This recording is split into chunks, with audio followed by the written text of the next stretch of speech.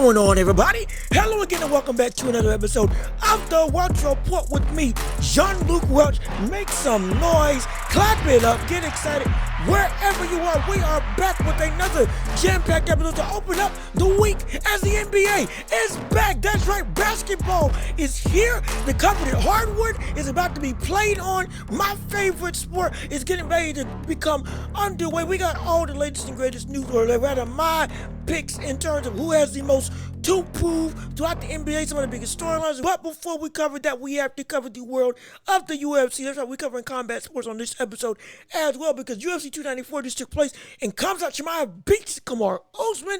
Islam Makhachev knocks out Alexander Volkanovski, not potentially, to me, solidifying his position in the pound-for-pound rankings. All of that we're going to talk about on this show, the performances, all of that will be discussed right here on this show. Thank you for tuning in. Thank you for listening. Leave a like on the video. Comment your thoughts and opinions on whatever we talk about. Subscribe to the channel and share the show with everybody that you know so we can build up this empire together of a channel and of a community. That's right. We're almost at 500 subscribers. If we can make this happen, my goodness, it would make my day. That's what I want for Halloween. Forget candy. Forget being scared. All that stuff. Bump all that mess. We want subscribers. We need people. That's right. And I can't do it without you, because I love providing this content for you all. But again, also, we're available on all podcasting platforms. So please, Apple, Spotify, Google Podcasts, rate us 5 stars and get us up in the rankings so we can make this show one of the most listened and watched shows in all of the world. Absolutely. But with that being said, all propaganda aside, let's get down to the nitty gritty. It's time to talk about sports, and what better way to cover it than talking first about the UFC with what happened last weekend. So since it is a combat sports portion of the show, it is time to step into the ring. That's right. Ring the bell.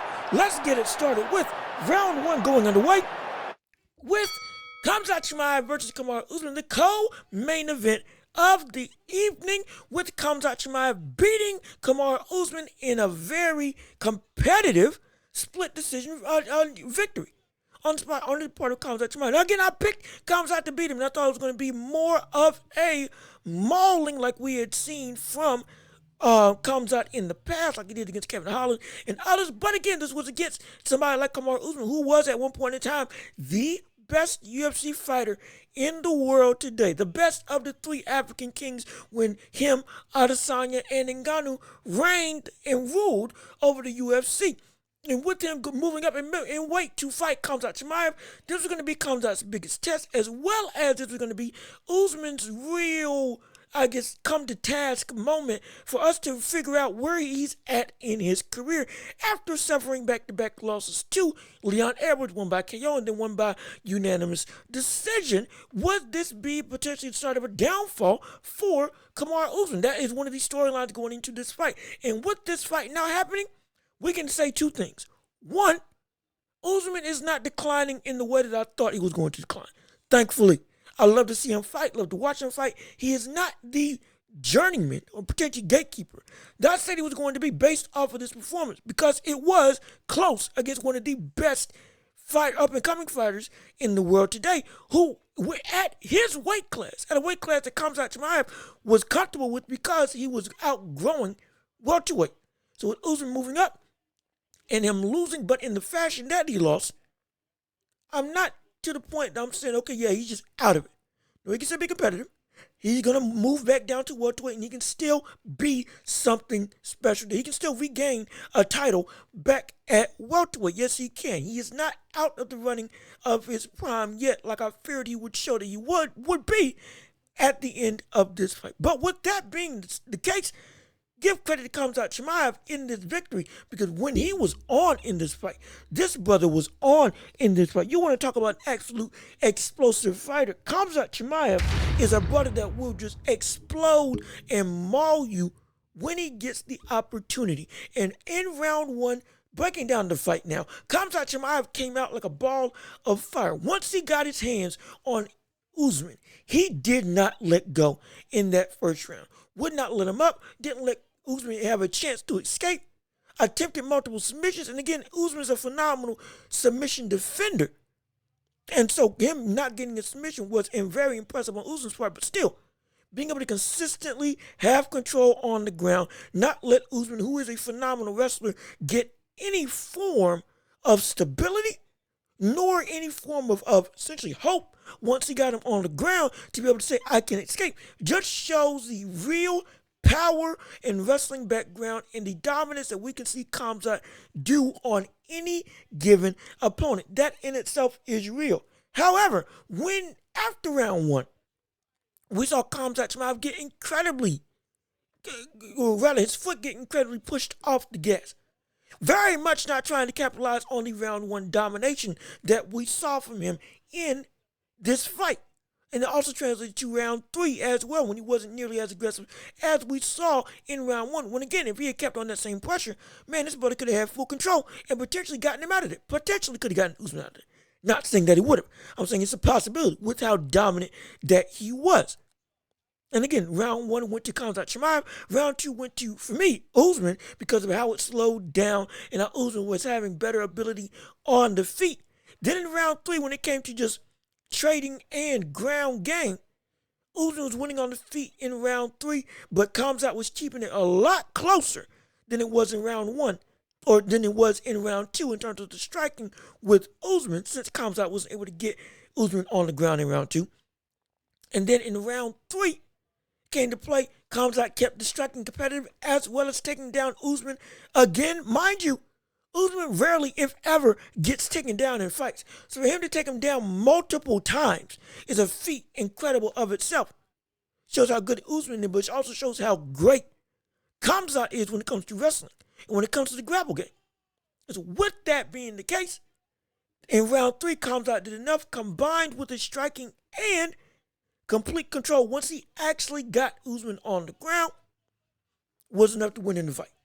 It showed that when Khamzat is on, Khamzat is a force. But when he's off after that first explosion, it can be a problem. It can really be a problem. Now, granted, injured his hand, broke his hand, right hand rather, and so it hindered him from having the ability, in his words in the post-fight interview, to be able to be as aggressive and capitalize on the momentum that he gained from round one. Completely fine. But in the past, we have seen when Khamzat gets on a roll in the first round, coming out like a ball of fire. But then in round two, if he doesn't get him out of there, he has to recover. It shows that there is something to Khamzat giving his all in round one and then having to, or rather being forced to not be nearly as aggressive due to his stamina for the rest of the fight. Until he recovers, he can't really take on the task of just mauling that he knows that he wants to do, which is part of his game plan.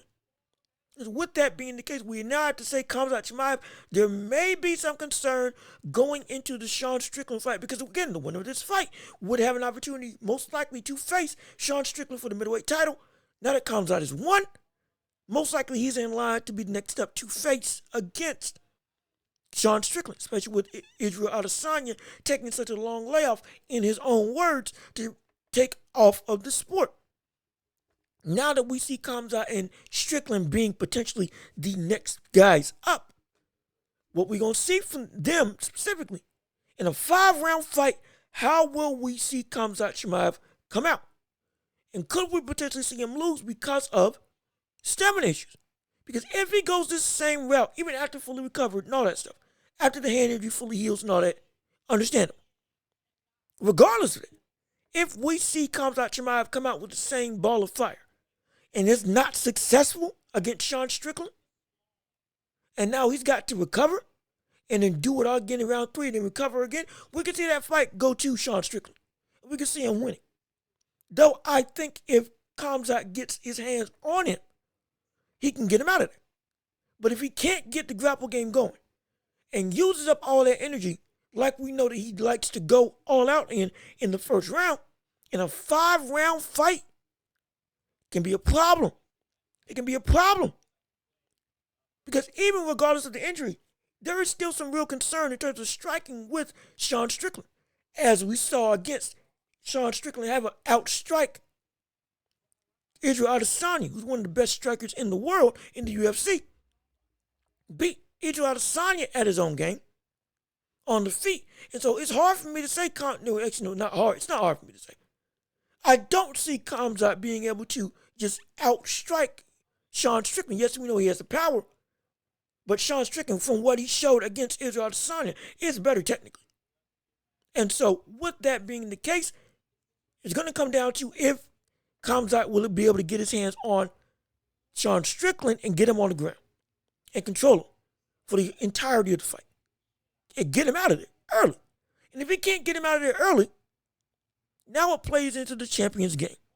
If it plays into the champion's game, we might see Khamzat. We could really see Khamzat lose. We could really see Khamzat lose. Before this fight, I was incredibly high on Khamzat Chimaev. Still am. But now I do see the holes. And I do see some tendencies I wasn't aware of before.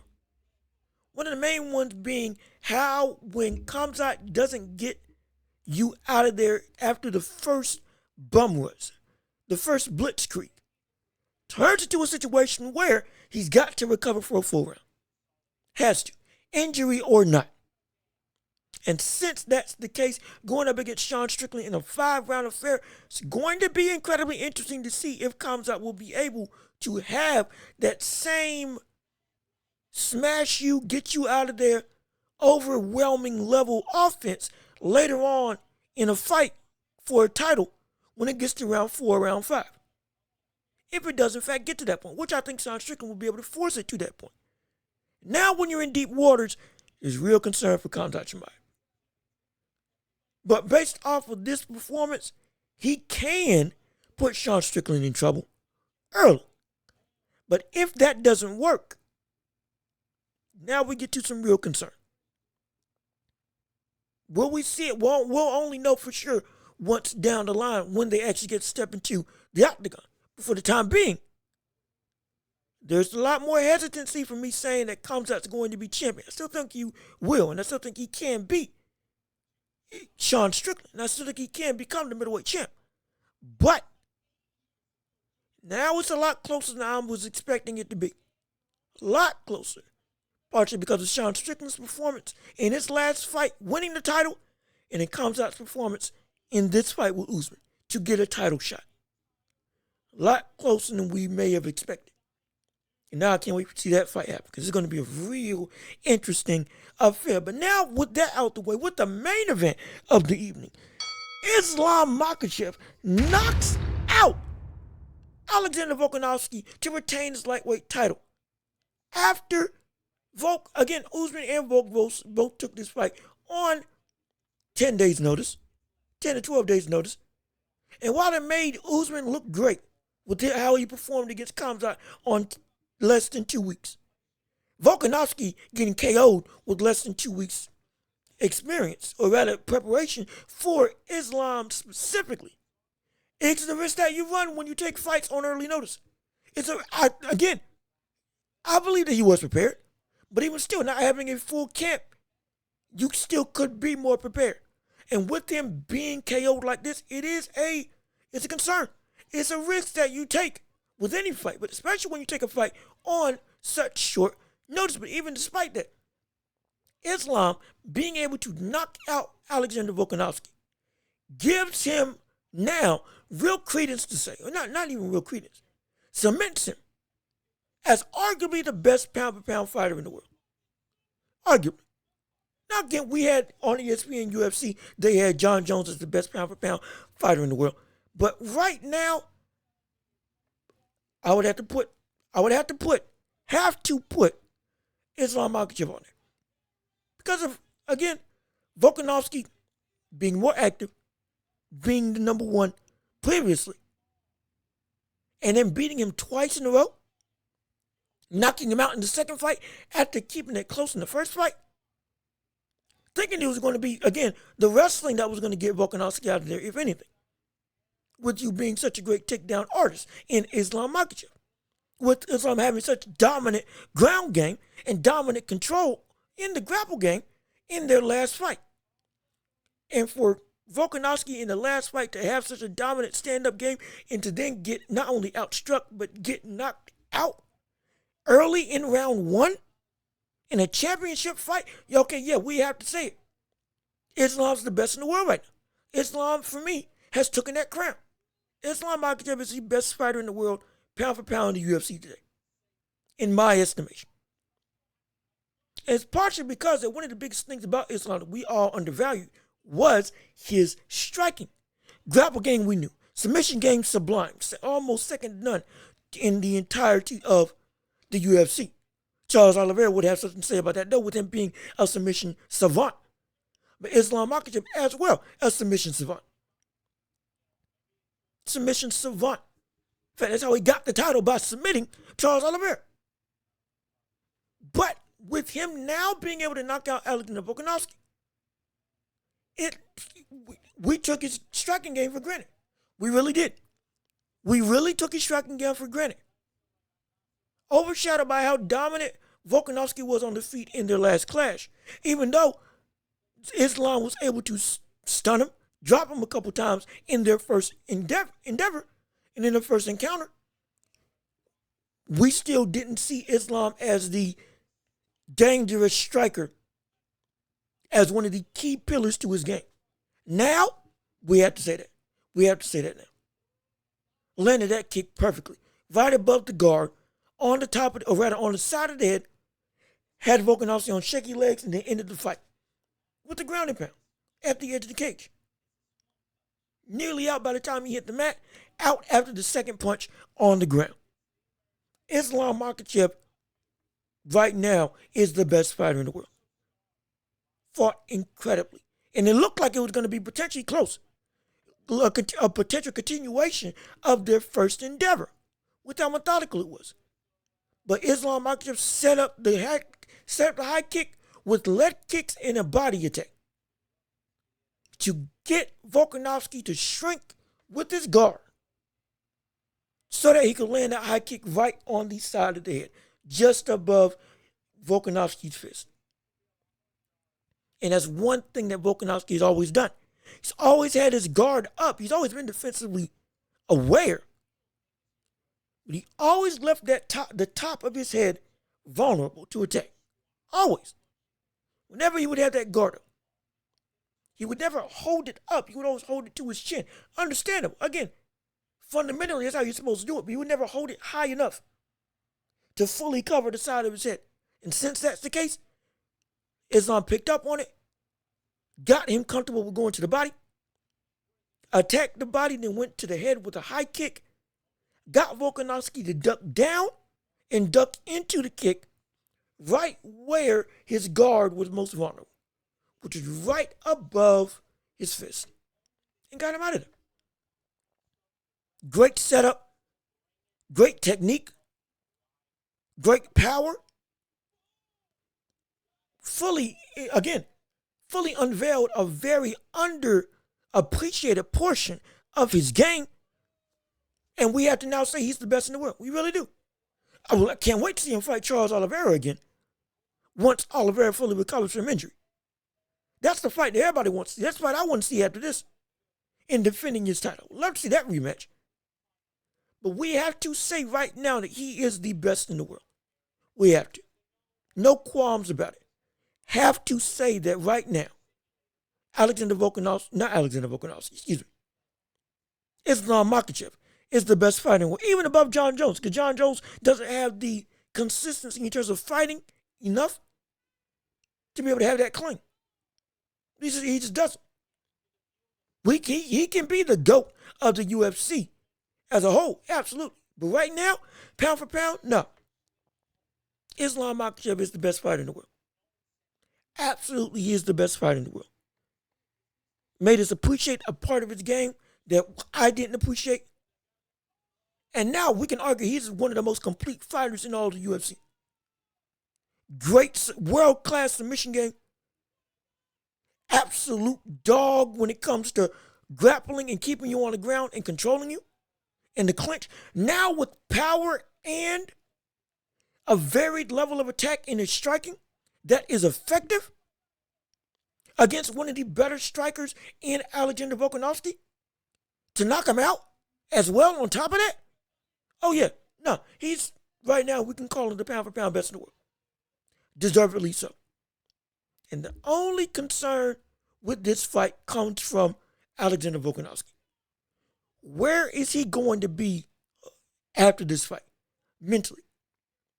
Heard him talking about how he doesn't take fighting, or rather, he doesn't take being out of the cage well.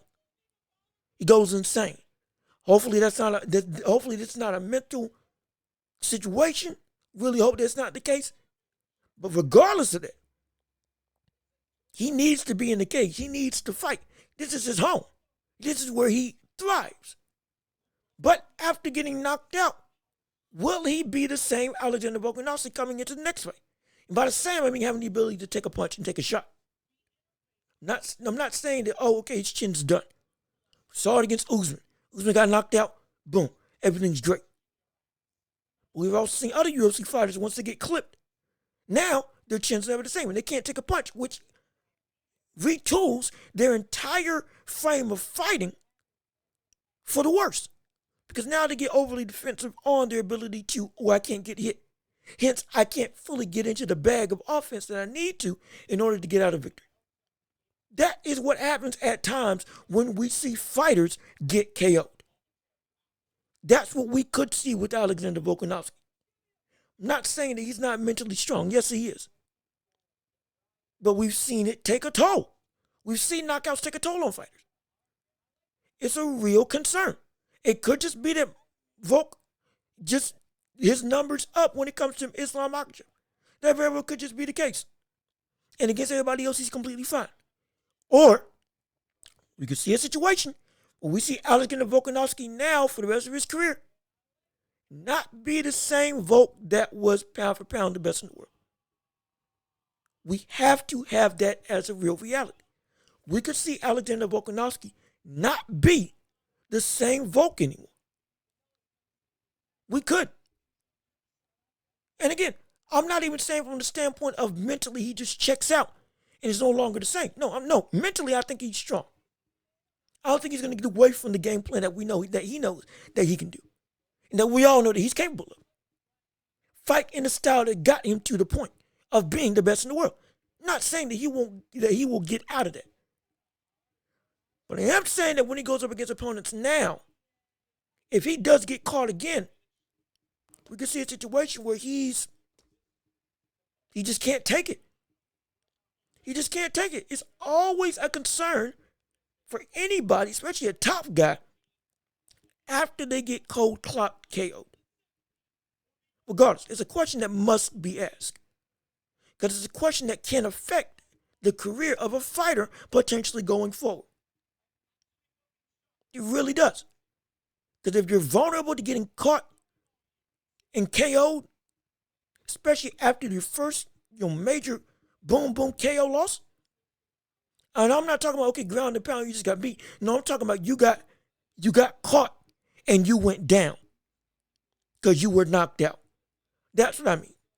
UFC, yeah, you can ground and pound somebody and then boom, get them out of there. Fine. But I'm talking about in the UFC, if you get caught clean, like in boxing, you get caught once, boom, and you're done. That type of knockout. That's what happened to Alexander Volkanovski. Spaghetti legs and second punch, put him out for good.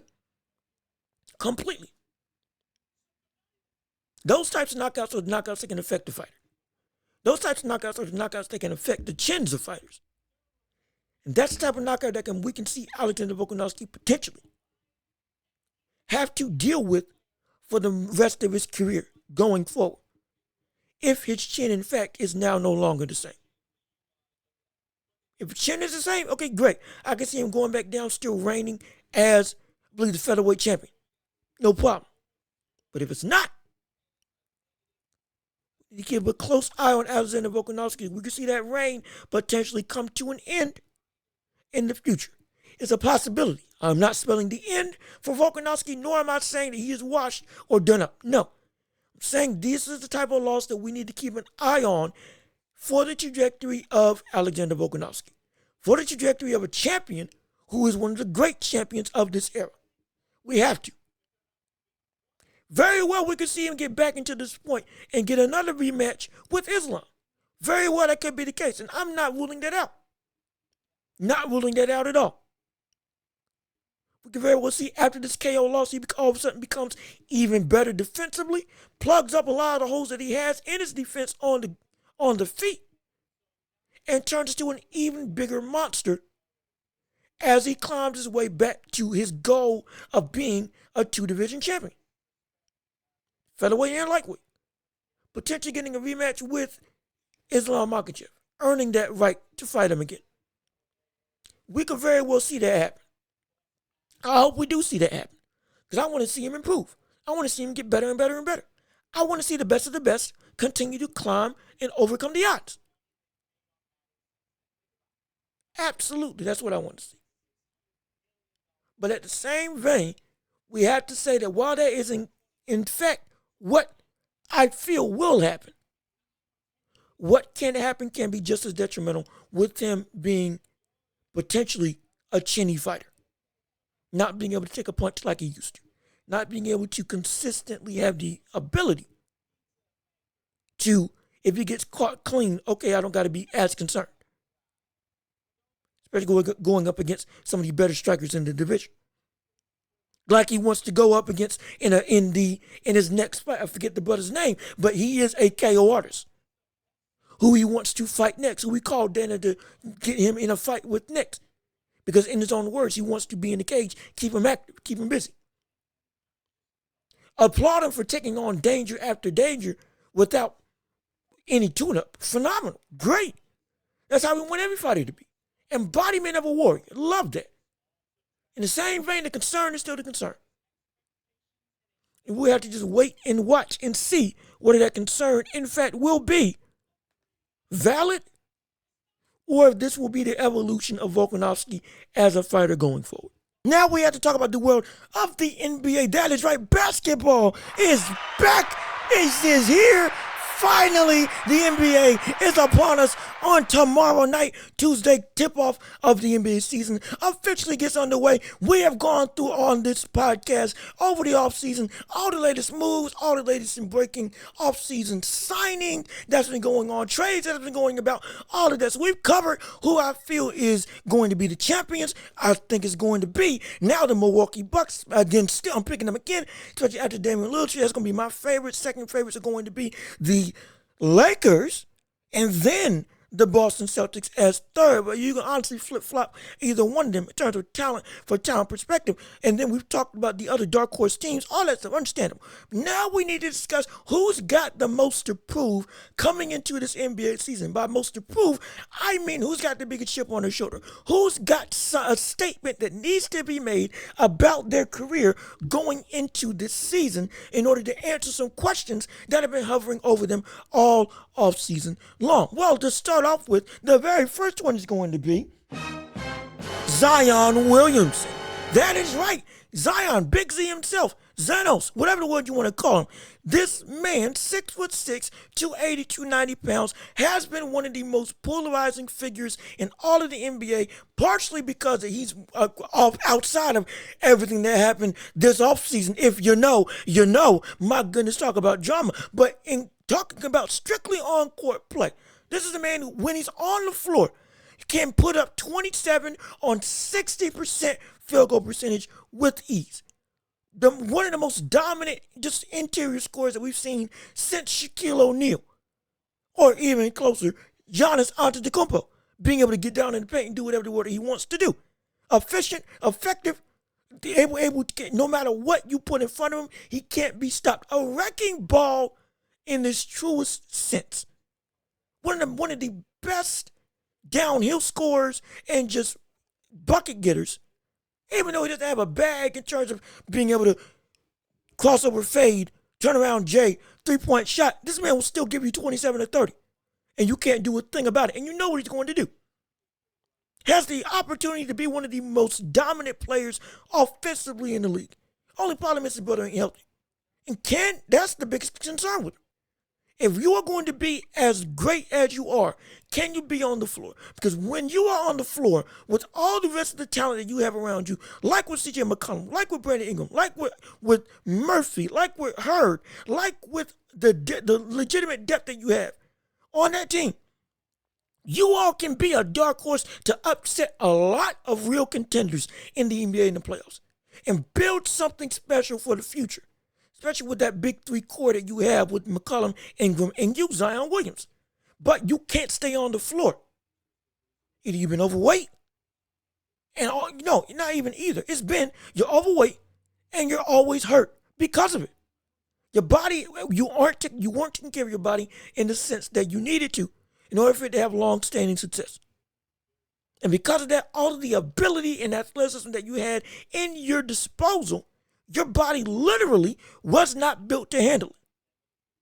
And I've been one that's saying that weight wasn't an option, or rather weight wasn't an issue, with Zion, because he's a unique guy with genetics that can take that much load with that much explosiveness to be able to jump at 290. But now we see that that's not the case. Now we see consistently you have to get your body right if you want to be able to be prepped, primed, and able to utilize the entirety of your game to be able to take your team where you need them to go. Because you are the best player on the floor. You are. Of that big three, you are the best guy. And if you are able to be healthy and consistently play at the 27 point per game level that we've seen you be able to play with, you can take your team incredibly far. But that is only if you show us that you have done the work to put in the success that you want to put in for this team. Because if not, what are we going to say? Now it's time to trade him. Your production this season, or rather your consistency this season, because production I'm not concerned with. It's your consistency this season. It's really going to dictate whether or not the Pelicans need to really start looking at maybe moving you off of their roster. Really. Even though they just acquired you with the big three, or just acquired a big three to surround you, along with the contract that you have with them. Doesn't matter. At this point in time, it could be a situation of depreciating returns. Though you have an incredibly high skill level, you are not available. And one of the greatest abilities is availability. And you being not available really can make the Pelicans think, maybe we do need to move on. Maybe we do need to trade him. Maybe we do need to look to retool around Ingram and McCollum and get another different third-piece star to pair with him. Because as much as Zion Williamson can offer to us, he can't offer anything in reality because he can't play more than 30 games a season without having to be out for the rest of the year. Can't even play half a year without getting injured. It was going to be up to Zion to show that the work that he put in the offseason, all the pictures, all the poses, all the offseason dunks, all the weight loss, everything that you've shown this offseason is really coming to fruition when it comes to the in-season play. Because if not, it's going to be saying it might be time to move on from him. Because you could be another Greg Oden situation. Great talent, great ability. Another Sam Bowie situation. Great talent, great ability. But you can't stay healthy enough to utilize it like you need to. And eventually, that athleticism is going to leave sooner rather than later. And now we're stuck with it. That really could be what could happen. I don't want that to happen. I want to have a great 18 to, preferably, with any athlete, 18 to 20 years of just great dominance. Yes, I know that's LeBron-esque level, KD level, just sustained ability. I'm not saying he's going to perform like that. But at minimum, 10 straight years of just great ball. We'd love to see that. Without injury. We'd love to see that. But if he doesn't take care of himself, what can we say except for he failed himself? And the organization will move on from him. So that's a player who's really got something to prove. As well as Jaylen Brown with the Boston Celtics. Yes, Jaylen Brown just signed a max contract. Yes, he's got all that money. Yes, the Celtics are looking to pair him and Tatum together long term. We get that. Now that you've gotten Kristaps Porzingis and has been touted in terms of the Celtics as now arguably the best team in the NBA with the best odds of getting to the NBA Finals out of everybody in the NBA, East or West, including the Denver Nuggets, who just won a chip, including them, do not have the tools to be able to make a run and finally get the championship that has eluded you all these years with this whole Tatum and Brown duo with as long as it's been together. The problem is, will Jaylen Brown show up like he needs to be the second best player to do his part to bring this team over the top? Because it's supposed to be another big three with Kristaps, Tatum, and Jaylen Brown. Problem was, what we saw from Jaylen Brown last year, a man that folded, all because the brother can't dribble. Left hand, absolutely abysmal. Has tunnel vision. Doesn't pass at times when he needs to. Gets too trigger happy from time to time. Offensively, he can be great. Don't get me wrong. Defensively, he's great. He's good to great. Especially when he's on. He can be a great defender. But offensively, he can be right there with Tatum at times. Sometimes even not playing him. Sometimes.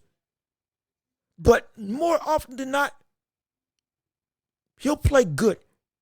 But we've seen more and more so, more than I would like, Jaylen Brown play below his level, below what he's getting paid, making dumb decisions, making stupid shots, losing the ball, doing too much with the ball in his hands, causing his team to suffer, causing reckless turnovers, causing stagnation in the offense, causing you to get behind further and further when you're trying to make a comeback, or losing you the momentum that you had going into the second half. Whatever scenario you want to put it in, there's some way, shape, or form we have seen Jaylen Brown consistently fold under the pressure. Or just fold in general, even when there isn't any pressure. And it wasn't apparent when he wasn't getting money, but now that he's getting money, everybody's been paying more attention to him. And since paying more attention to him, we see these issues. And we see why, as great as this team has been, they haven't been able to get over the hump like they need to. And so with Jaylen Brown this season, with the money that you just got, will you play up to par? Have you fixed the wrongs that you've had in your ability, like dribbling, like better shot selection, like being able to pass out at a more consistent rate, like not turning the ball over, like we saw you do last season? These types of concerns, if you play up to par and you get away from those bad habits and have fixed your left-hand dribbling and have become smarter with the ball, you get that right, y'all are in line to win the championship. Absolutely. With this Celtics team, if everybody plays up to their caliber, they're in line to win a championship. Yeah, no doubt about it. But if they don't, specifically if Jaylen Brown doesn't, all of it's going to be a pipe dream. It's up to Jaylen Brown to show that he has really done the work and has proved himself to be worth the max money that they paid him. Worthy to be Jason Tatum's second running mate. Worthy to be the second guy on this team. Because if not, moving on, that's what's going to happen. Or rather, if they don't move on, they're just going to keep on failing over and over and over.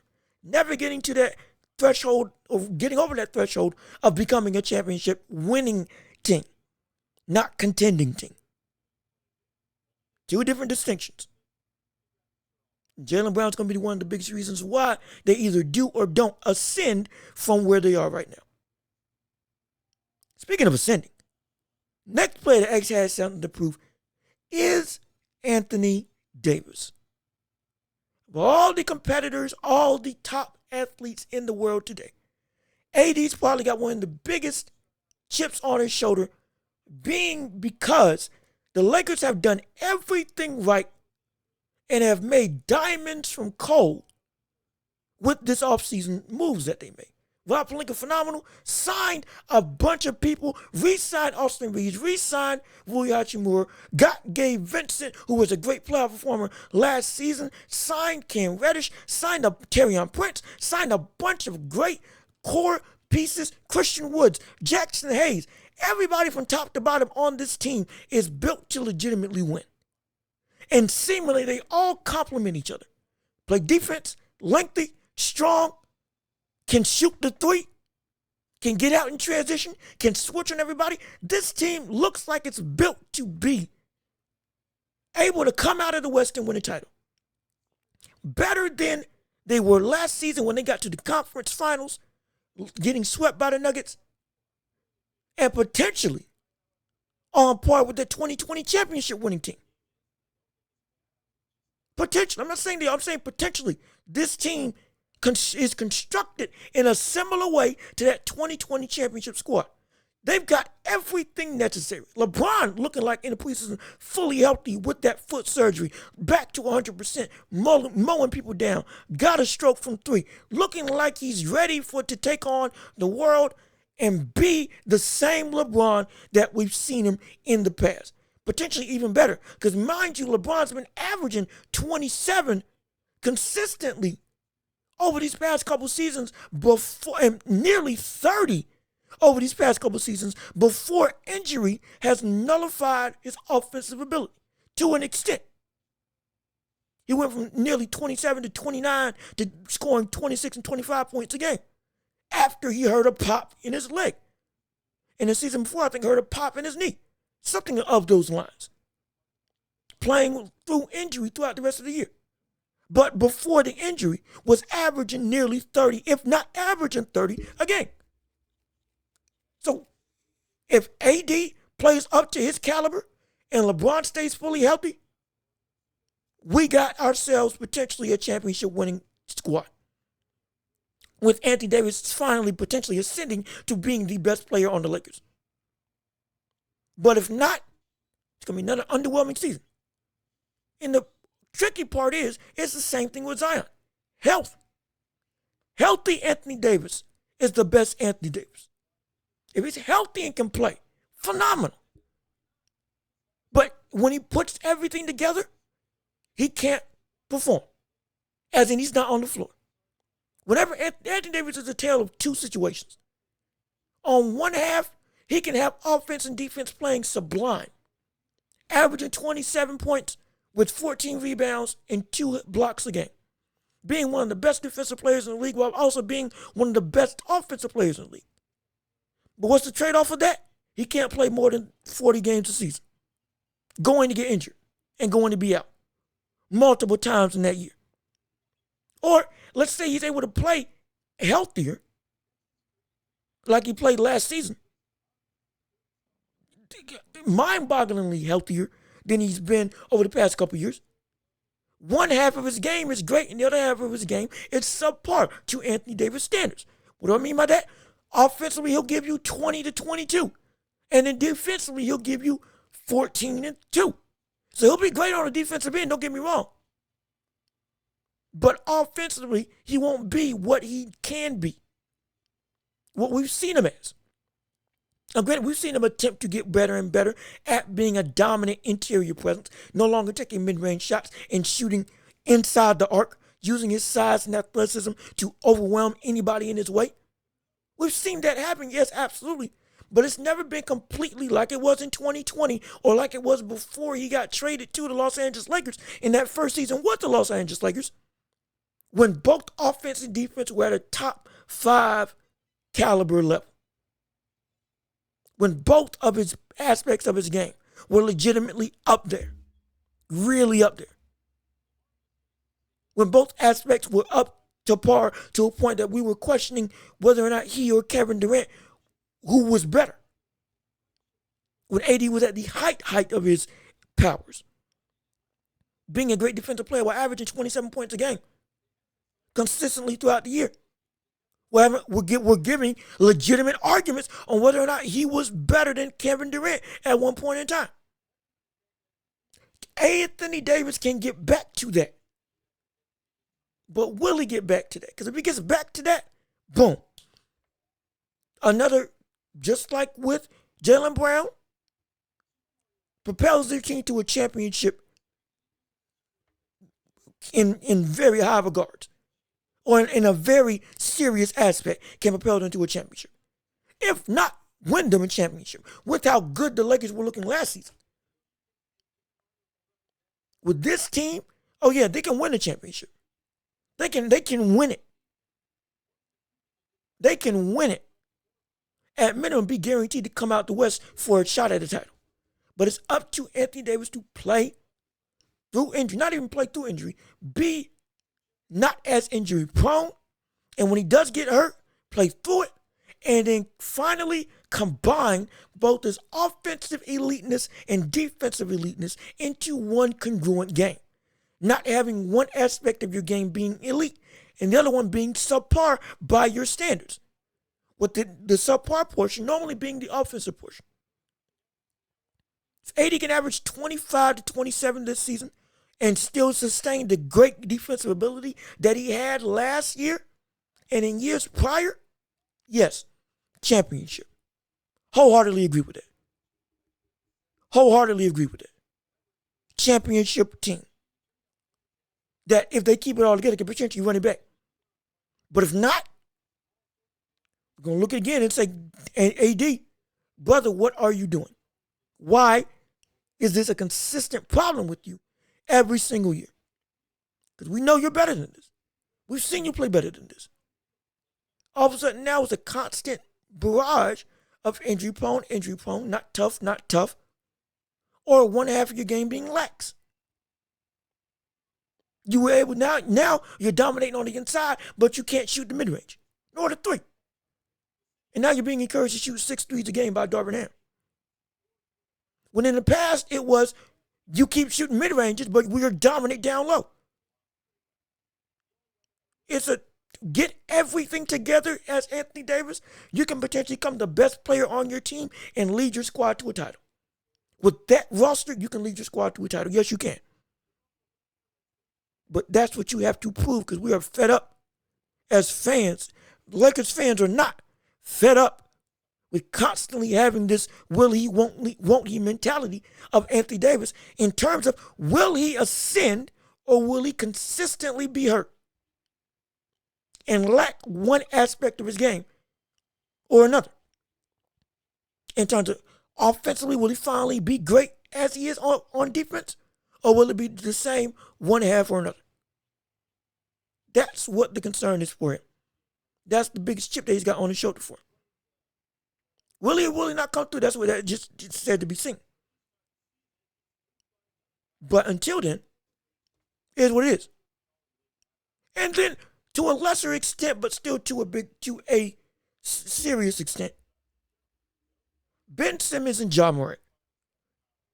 Ben Simmons, because of the fact that Ben Simmons has been showing preseason and offseason, hyping up, okay, he's changed, he's better, he's back to form, back to mentally where he needs to be, playing like the Ben Simmons of old, he's ready to dominate.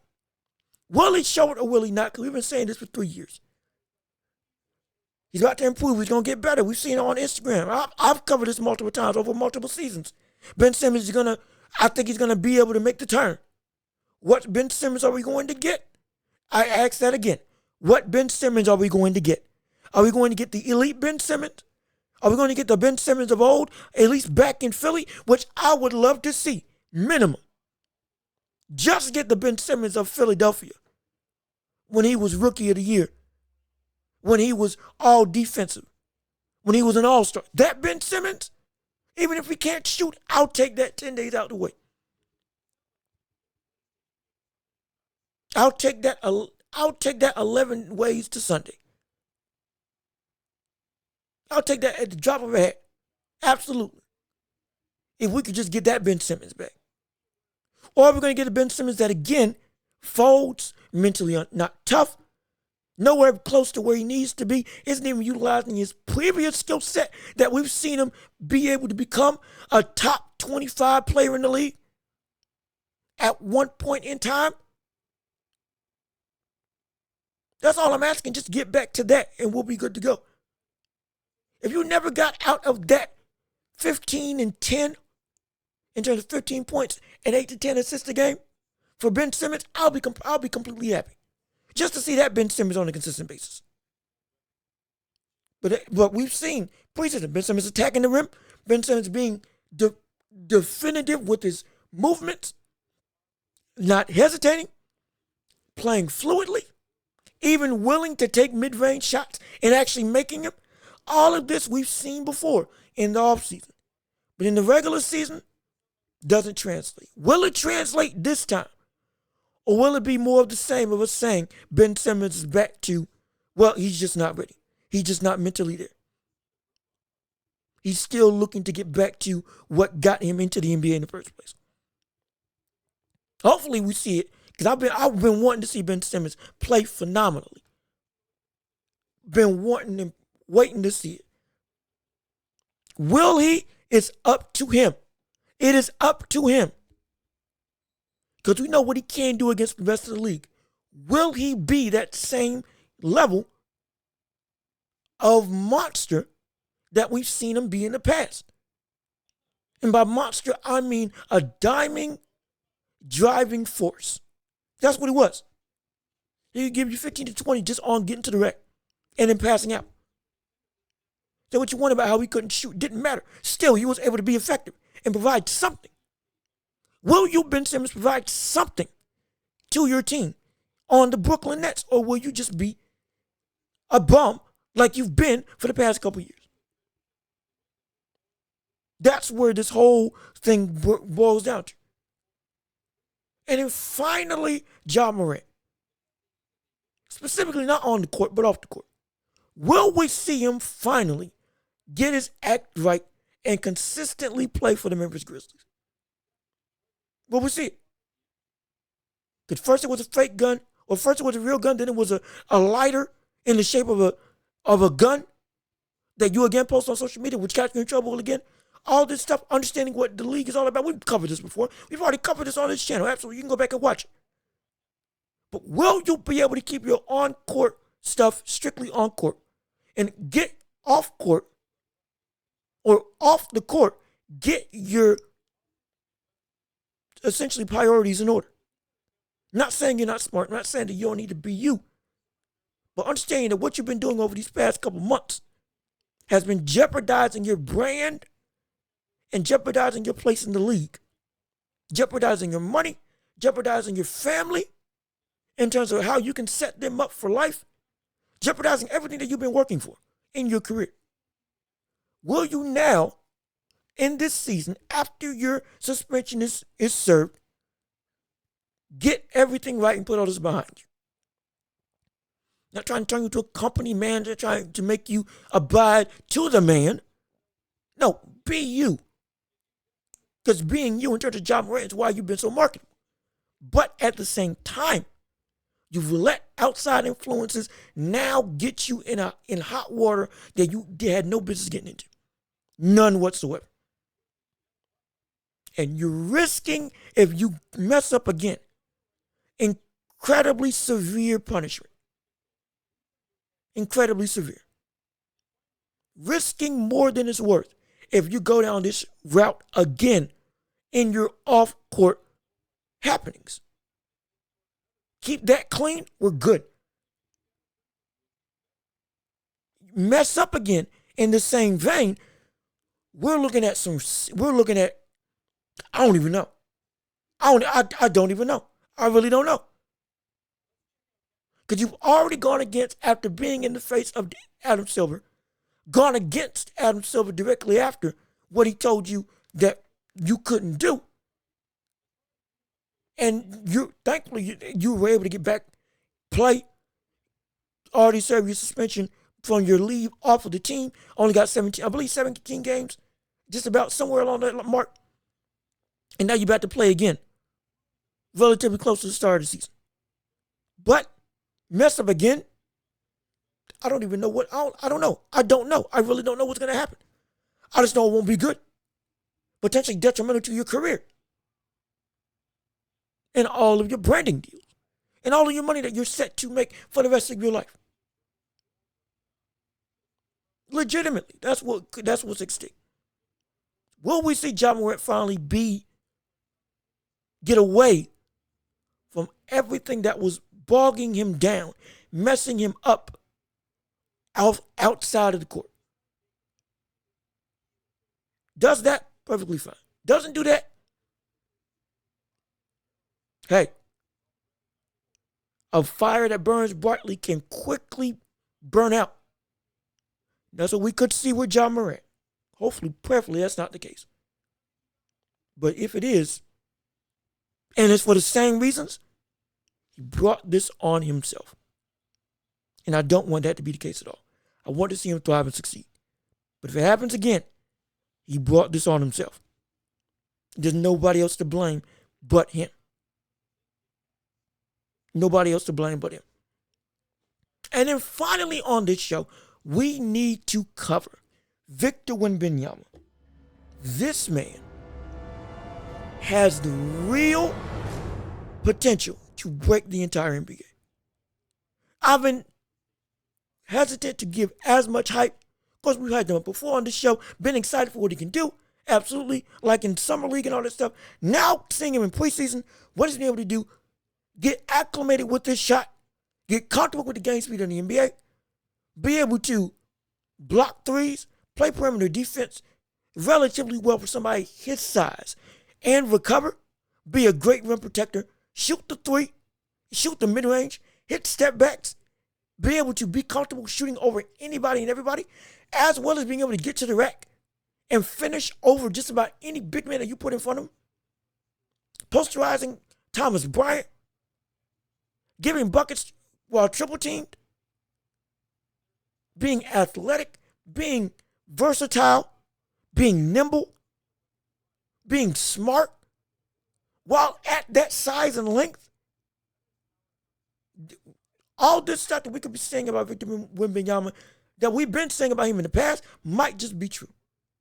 It might just, I'm not saying he's going to be better than LeBron. I'm not saying he's going to be a top 10 player in the history of the sport. We ain't going that far. We ain't going that far. What we are going to go is that this man, in terms of the NBA, this season, could be in line to be another great Spurs big man, in the lineage of Spurs big men. With Artis Gilmore playing there at one point in time, this was more sad to tell of his career, but still, Artis Gilmore playing there at one point in time, David Thompson playing there, Tim Duncan playing there, and now Victor Wembanyama potentially being set to be something serious. Because this man is giving everybody fits.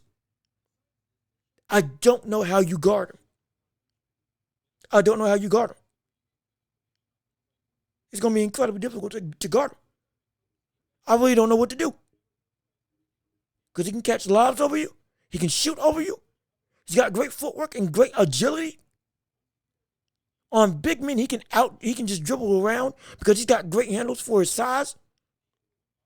On smaller players, he can just shoot over or just literally euro over if he wants to. He looks like a glitch when he plays on the floor. He looks like something just does not compute when he plays on the floor. Somebody that big should not be that nimble and that coordinated while having the ability to shoot from mid-range at the ease that he does and shooting the three when he's open with relative consistency. It's something that we've never seen in totality of a package in somebody that big before. Never. Never. This is something really concerning for the rest of the league. And we could really be seeing the start of something great for the NBA. We can see the blossoming of a Hall of Fame level career. Not saying he's going to be. I'm saying what we are seeing right now looks like the makings of somebody that can be great. But we'll see when actual NBA action starts. Once that happens, then we're going to see whether this man really is about that life. And I hope he is. Because it's going to be so fun to watch. So fun to watch. My goodness. Defense, it's going to be, we can see defenses signing people just to guard Victor Wembanyama. Similar to what we saw with players signing just big, strong, not really good big men just to have bodies to throw at Shaquille O'Neal. Ruining rosters just to complement or rather compete against one player. Used to be Shaq. Now, it could be Victor Wembanyama. Very well could be Victor Wembanyama. It very well could be Victor Wembanyama that we see teams having to just get bodies to throw at him in order to actually be able to stop him. His ability to contest, be everywhere on the floor, defensively be smart, understanding that he doesn't need to jump, so not jumping to block and contest shots. Literally a mountain of a man to have to shoot over. Phenomenal, man. This is insane to watch. And I can't wait to see it. And I can't wait for tomorrow when the NBA fully gets tipped off underway. And with that being said, this has been another episode of The Welch Report with me, Jean-Luc Welch. I can't wait for the NBAs to get started. It's going to be such a joy to see. We're going to cover it right here on The Welch Report. Keep it locked. Don't get it twisted. We're also going to cover the NFL next episode as the season's getting to its halfway point. Who's in line to be able to be favorites for a title? Who are the top 5 teams in the league? Are the Lions now legit? Have they turned it around completely? And much more. Keep it locked right here on The Welch Report. We will be able to cover everything in the world of sports. I've been Jean-Luc Welch. Y'all have been wonderful. Rate us 5 stars on all podcasting platforms. Leave a like on the video. Comment thoughts and opinions. Subscribe to the channel. Share the show with everybody you know so we can build this empire together. Peace and love. We are out of here.